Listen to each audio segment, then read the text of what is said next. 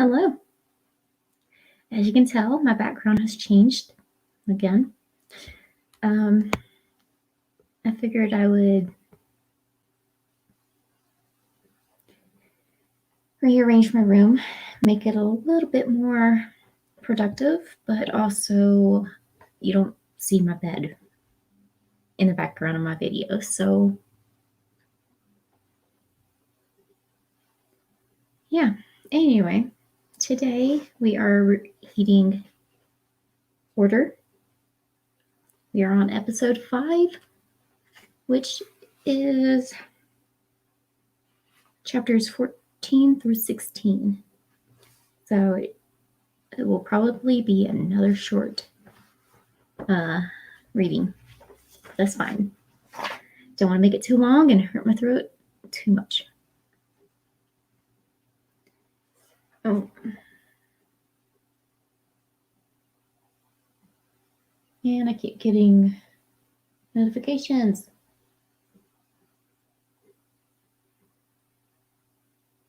Okay. So, let's get started, shall we?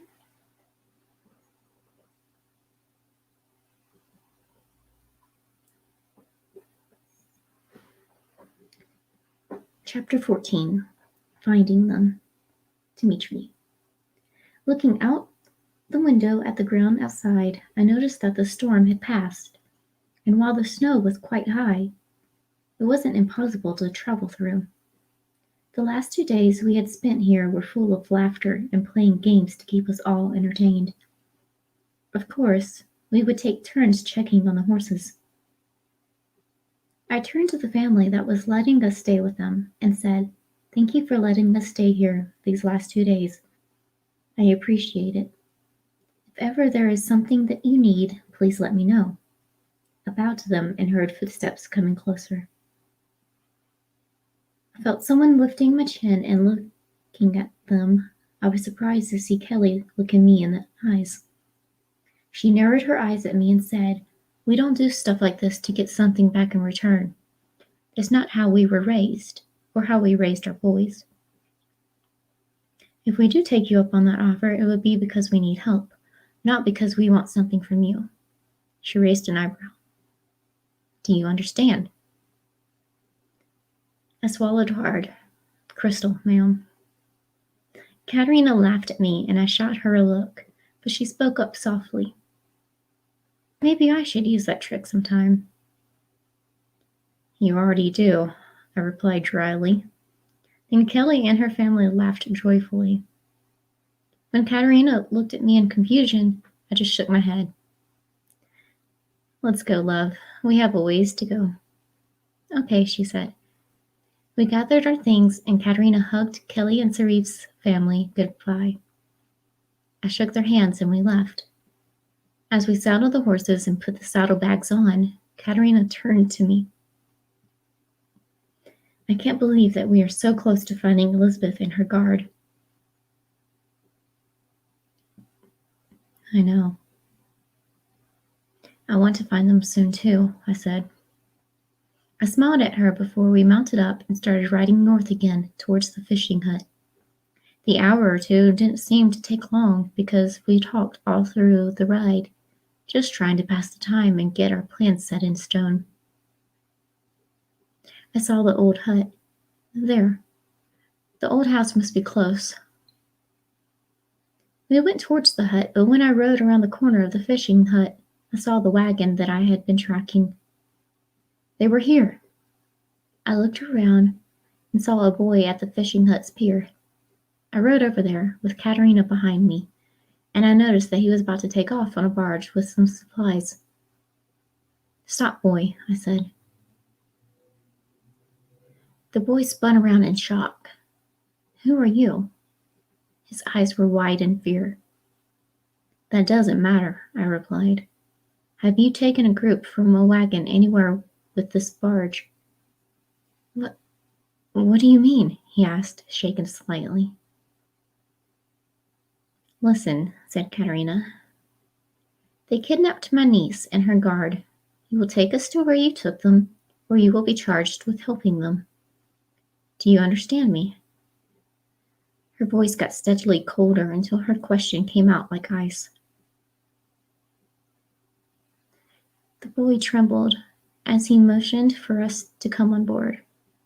As Katerina and I dismounted and stepped onto the barge with our horses, the boy said, "I didn't know that they had kidnapped anyone. I just thought that they wanted to go to the island for a vacation or something." Katerina gave him a look and he quieted down. We waited as we moved across part of the sea to a small island. I looked at her and she said, "I'm fine. I'm just worried and excited." I nodded. "I understand. What kind of condition is Elizabeth in? And what kind of condition is her guard in to keep him from escaping with her? Are two of the things going through my head right now." "Exactly," she replied. Her head snapped to the island where a familiar figure was running to the house. "Eduardo," she growled. I looked over and saw him run into the house, leaving the door open. I scowled as we got to shore. The barge stopped. We got off, and I said to the boy, "Wait here. You might have to make 2 trips for all of us, but Katerina or I will be with each group to get them all across." "Yes, sir," the boy nodded. He sat down to wait. I led the way to the house as people started coming out of the house. Our horses were standing on the shore, grazing, so I knew they would be safe. Daniel Marquis Jr.'s guards tried to surround us, and I smiled. Katerina and I drew our swords as they attacked. My sword clashed against first one man's and then another's. I focused on fighting my 2 opponents, knowing that Katerina was taking care of her 2 opponents. When we were done and the men were lying on the ground unconscious, Katerina and I turned to Eduardo and Daniel Jr. My body moved swiftly, and I was in front of Eduardo instantly. He dropped his sword in fear. I tied him up in some rope that I was handed by Katerina. She had already tied up Daniel after beating him in a fight. Katerina left me behind as she stormed into the house. She saw the maid in the nursery with Elizabeth. I could still see Katerina from where I was as she said to the maid, "Walk slowly to me."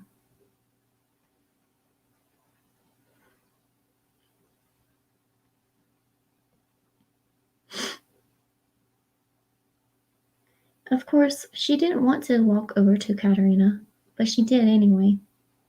I walked over behind Katerina and tied up the maid. "Where's Elizabeth's guard?" I asked. "In the cellar," she squeaked. Her eyes were huge in terror. I sent Katerina down to the cellar after she had grabbed Elizabeth, while I led the maid to the others that we had captured. They were all grumpy at being caught. I led the maid to the barge and tied her down to the barge so she wouldn't get pushed off as we moved. Then the 4 guards were put on the barge as well. I turned as Katerina walked out of the house with Elizabeth and her guard. The man was heavily wounded, but still somewhat healthy. "Why don't you take them across, Rena? I'll be behind you in the next trip." I smiled at her. "All right," she said. She turned to the barge and walked over with her family's guard hanging onto her and her arm under Elizabeth. The boy helped her get the wounded man onto the barge and then brought Katerina's horse on so he wouldn't be left behind. They took off towards the mainland, and I turned to the 2 men still with me. They were finally going to get a trial. I was happy about that. Their 5 horses and my horse would join the 3 of us on the barge, and we would tie the prisoners onto the horses when we were on the mainland. An hour and a half of standing guard over the 2 men later, the barge made its way back onto the shore. I turned and saw the boy standing there. "Could you please gather the horses?" I asked him. "Yes, sir," the boy replied. He hopped off the barge and ran to catch each of the horses and bring them to the barge. I dragged my 2 prisoners down to the barge and set them down. I was watching them to make sure that they wouldn't drown themselves to escape their fate. The boy brought each of the horses over and onto the barge. When he was done, we set off towards the mainland. I watched as the mainland came closer and closer. Katerina was standing there with her hair hanging down her back again as she watched her prisoners. Elizabeth was still in her arms. The barge stopped and I got off with the 2 prisoners I had. The horses followed me onto the shore. First, I tied Daniel to a horse. Then I tied Eduardo to a horse. 3 more of the prisoners got their own horse to be tied to, but the last 2, the maid and one of the men, would have to be put in the wagon with the injured man, Elizabeth, Katerina, and myself.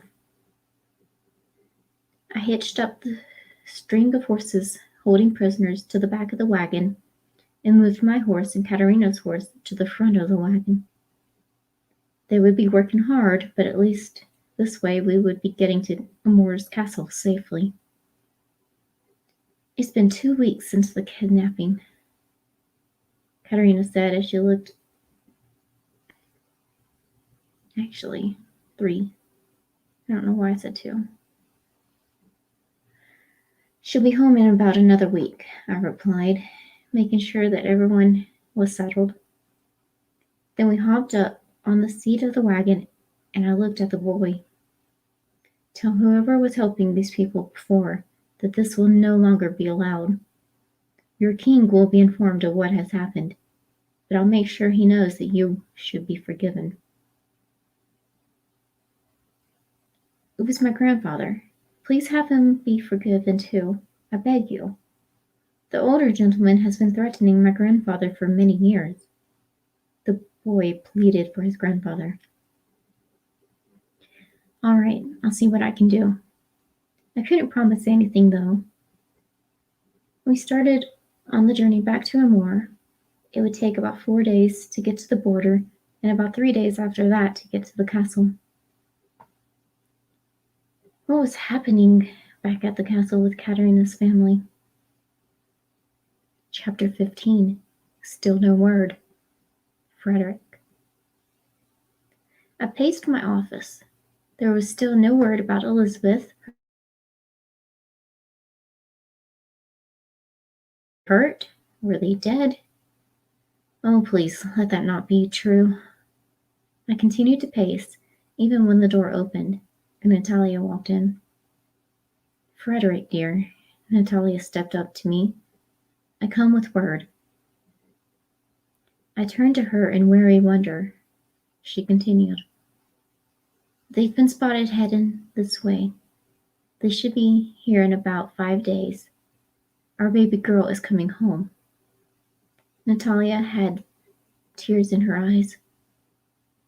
"Really?" I asked. She nodded, and I wrapped her in my arms as we broke down and wept in relief. We stood there for I don't know how long before I pulled back and wiped my eyes. "We need to get everyone together and tell them. We also need to set things up, or get things set up for the celebration."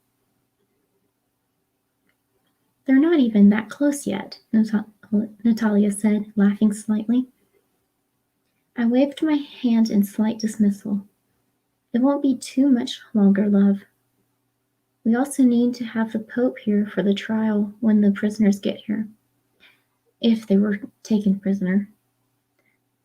I went back to pacing as I worried if Daniel Jr. and Eduardo escaped capture. Natalia shook her head. I knew that she probably thought that I was being unreasonable, but I finally had a purpose again. With my daughter being kidnapped, I had gone a little crazy. I had shut everyone inside the castle, and hardly anyone was allowed to visit. I wasn't myself while she was gone, Natalia. I need to make up for it to my people. Oh, honey, she said. She wrapped me in her arms and held me close. We don't blame you for not acting like yourself. You are just a worried father. I turned in her arms to face her. Natalia, I snapped at Katerina. I treated her like she was nothing to me but another woman, and that she should just let the men handle everything. How can I make it up to her? Natalia cleared her throat. Well, you shouldn't have done that, and I will hit you for it later because you also insulted me just now with it. But you will apologize to Katerina when she gets back, and take whatever punishment she gives you. Of course, I replied. I just hoped that Katerina wouldn't punish me too harshly, even though I knew she would be well within her right. Natalia and I just rested in my office for a while before we gathered the rest of the family in the family sitting room. When my mother, my baby sister, and my brothers were seated, I stood to let them know the good news. I just received some good news. Everyone just looked at me unimpressed with my words, except for Adeline, who was playing with Mother's fingers. I swallowed. This was going to be rough. I didn't hurt just Katerina with my attitude. Dimitri and Katerina are on their way back to us with Elizabeth and the kidnappers. There was relief in their eyes as they started talking about Elizabeth's return. I couldn't believe that we would get Elizabeth back in just 3 weeks. 4, I think, after her kidnapping, and it seemed like no one else could believe it either. Blake and Derek were dancing in place, just happy that the family would be together again soon. Thomas smiled, but tears that he would deny shedding were sliding down his cheeks.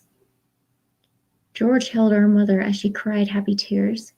They were murmuring about how it was a blessing that both Katerina and Elizabeth were going to be home safe and sound.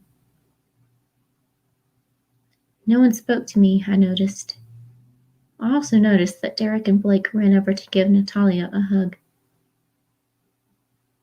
I stood there, understanding why everyone was ignoring me, but it really hurt. I lasted as long as I could through their joyful celebration before I said, "I'm sorry."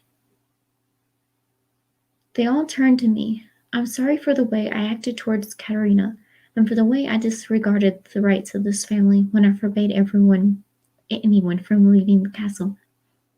I was trying to keep my family safe, and I was trying to have my guards look for Elizabeth. I hurried out of the room and walked all the way to my room.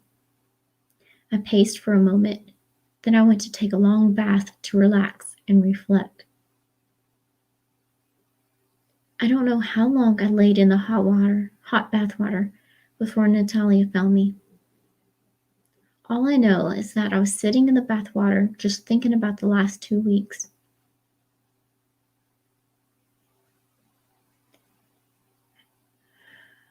Has it really only been 2 weeks? So much has happened in these 2 weeks, yet not enough at the same time.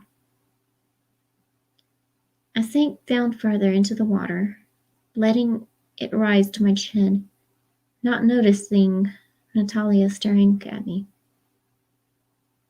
Don't kill yourself just because your family is upset with you, her voice echoed in the bathroom. My eyes slid over to her. I'm not. I'm just trying to understand what the hell I did and what I can do to make up for it. I sighed, thinking some more. Then I sat up to wash myself. Enough thinking. When I'm out of here, will you help me plan for the celebration and the trial? Of course, Natalia said, bending over to kiss me before she left me to my bath. I had a lot to make up for. When I got out of the bath, I dried off and got dressed. I then went to find my wife again to start planning. Natalia and two of my brothers were sitting in the throne room, chatting about the celebration and what they thought should happen during it.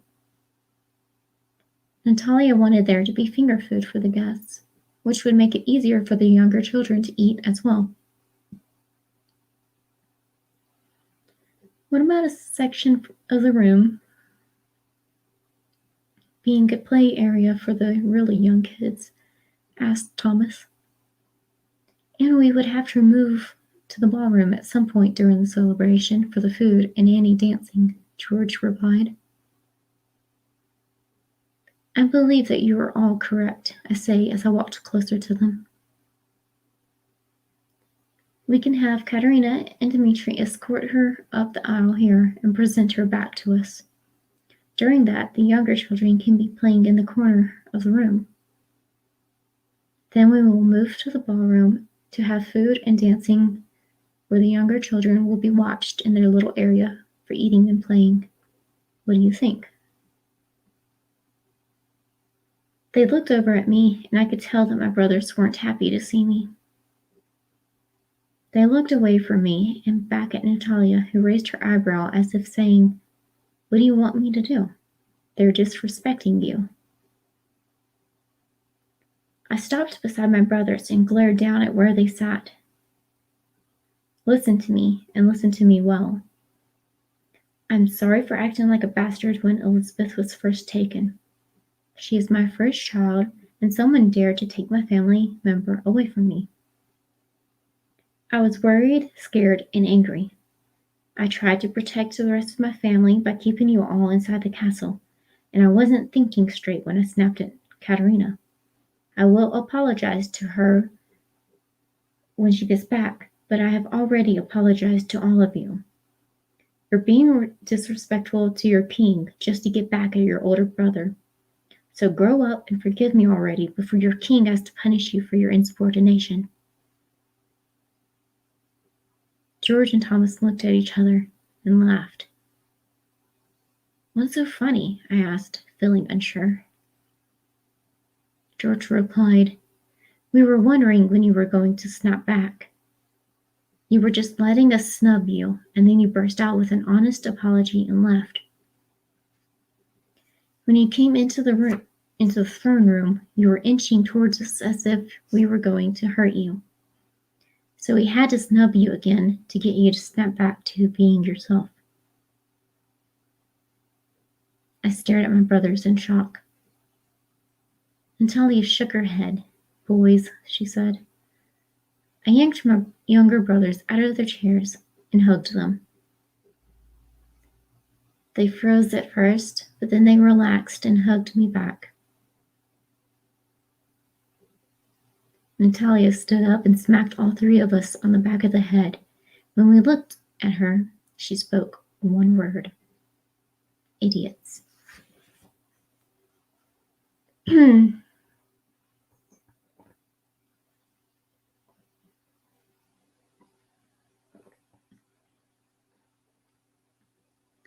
Chapter 16. The rest of the journey to Amor's castle. Daniel. I watched the others while I sat in the saddle of the horse I had been tied to. Our captors would let us eat and drink, of course, with our wrists tied to something so we couldn't escape. They would also let us take turns to use the restroom, but they kept watch so we wouldn't run. Right now, I watched as Katerina brought the maid from the woods. The maid was led to the wagon and helped inside. Her wrists were bound again already. I waited until Katerina got close, and I kicked out at her, hoping that they would put me in the wagon. My foot hit the princess, and she stumbled. Are you all right, Rena? Asked Dmitri as he hurried over to steady her. I'm fine, Katerina smiled at him. Then they looked at me. What shall we do with him? Her voice went cold. Let's put him in the wagon with his legs tied so he can't escape. Dmitri glared at me. No, Katerina said. That's what he would want. You can see it in his eyes. Let's pull him from the horse and... She stopped speaking briefly to lean over and whisper into Dmitri's ear. What was she saying to him? What was going to happen to me? Was I going to have a chance to escape? My hopes slowly started to rise, but fell quickly when I was untied to the horse and pulled from the saddle. My hands were then retied to the saddle's pommel. What? Was I going to be drugged by the horse for real? Katerina looked at me with such hatred that I instinctively shrank back. You shouldn't have killed my father or kidnapped my niece. We only have 3 more days to go, so you better start praying for mercy. I bet I won't get it, though, I thought. The rest of that day, I stumbled alongside my horse as we made our way to Velesta, the village, before we got to the castle. I was so sore when we stopped for the night in the village. I huffed and puffed, leaning against the horse I was with. Katerina led the maid to the inn with the baby held in her other arm. I watched Dmitri pace while Katerina was away. He kept glancing at the inn before watching us again. When Katerina came back out, with the maid and several large men behind her, she said, These men will watch over our prisoners tonight while we sleep. They were volunteering while I asked for a room for all of us. Dmitri's eyebrow raised and he said, Okay then, that makes our lives easier tonight. We prisoners were led to a shack with only one main room and a small bathroom.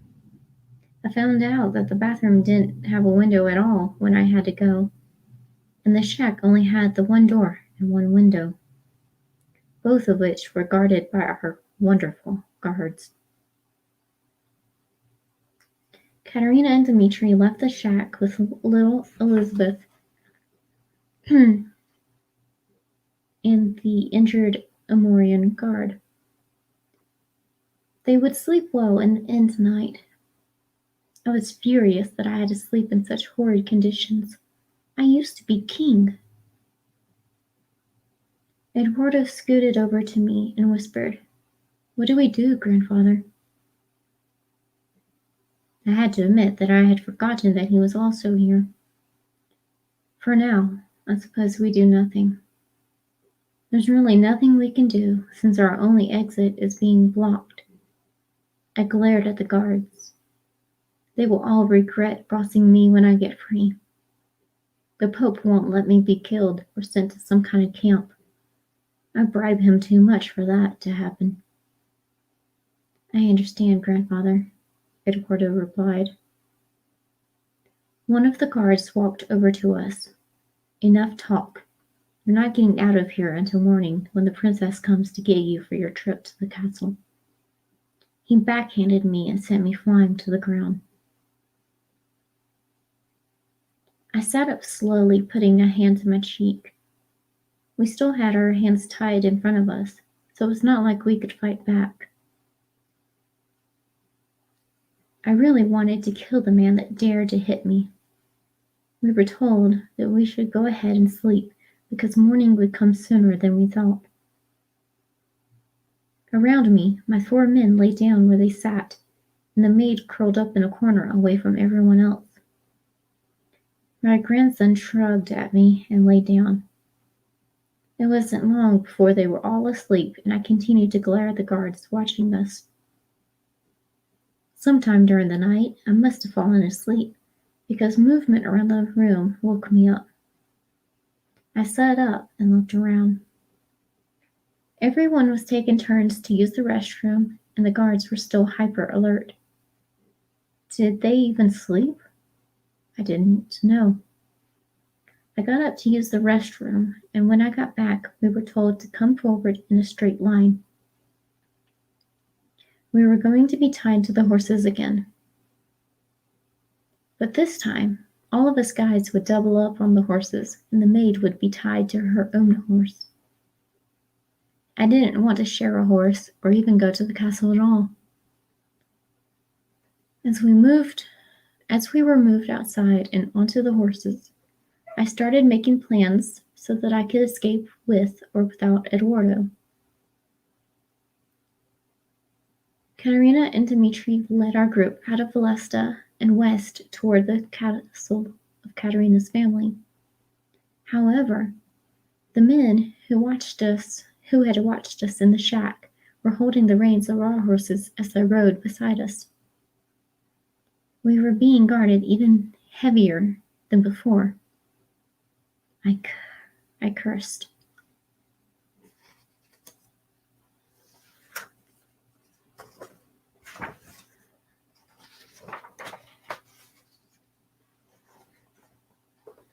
All right. So, next episode, which will be Friday, we'll have them finally reach the castle, but I'll let the events of that part for you to find out on Friday.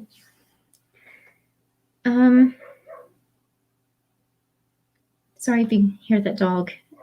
It's our neighbor's dog. Still a puppy. But yeah, that is it for today. Like I said, another short reading. And I can't wait to see how you like it. All right. So, I hope to see you on Friday. Bye-bye.